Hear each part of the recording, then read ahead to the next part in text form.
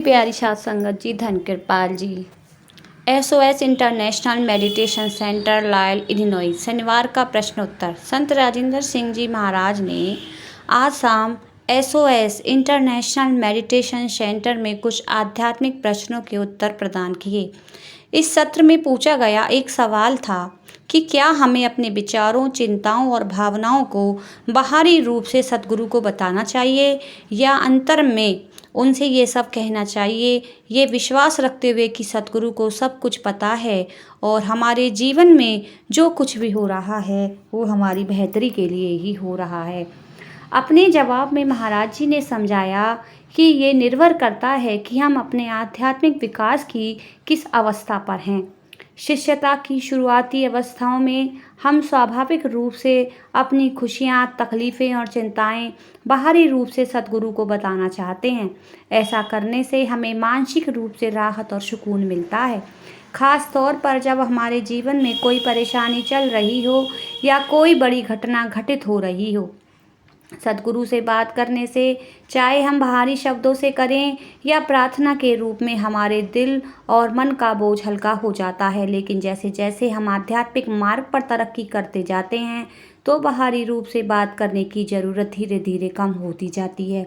जीवन के बढ़ते जाने के साथ साथ अपने साथी जिज्ञासुओं के अनुभवों की जानकारी पाकर और अंतर में ध्यान अभ्यास में तरक्की करने पर प्रभु में और उनकी दिव्य योजना में हमारा विश्वास अधिक गहरा होने लगता है। शिष्य समझ जाता है कि सद्गुरु को हमारा अतीत, वर्तमान और भविष्य सब कुछ पता है तथा सब कुछ प्रभु की रजा में से ही हो रहा है।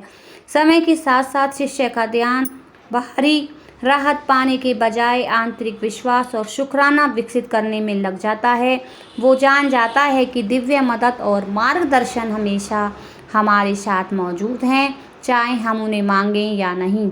महाराज जी ने फरमाया कि कैसे कोई शिष्य जो इस मार्ग पर लंबे समय से चल रहे हैं, उन्होंने कभी भी बाहरी रूप से सद्गुरु से कोई सवाल नहीं किया है, लेकिन उनका अटूट विश्वास और भक्तिपूर्ण प्रेम अपने आप में ही बहुत कुछ कहता है।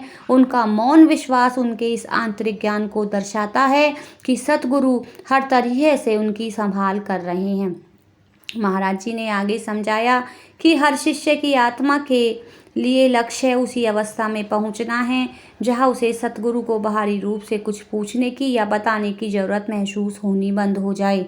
इसके बजाय आत्मांतर में सद्गुरु के नूरी स्वरूप के साथ सीधा संपर्क अनुभव करने लगे। इस पावन संपर्क से आत्मा को हर समय प्रभु की उपस्थिति महसूस होने लगती है और इस कारण उसे बेहद अंदरूनी ताकत मिलती है, जिससे उसे जीवन के उतार चढ़ाव से संतुलन और शुक्राने के साथ गुजरने में मदद मिलती है। इस मौन और स्थिर अवस्था में आत्मा तेजी से अपने सच्चे उद्देश्य प्रभु से मिलन की ओर आगे बढ़ने लगती है। कार्यक्रम के बाद महाराज जी ने जिज्ञासुओं को ध्यान में बैठा दिया। धन कृपाल।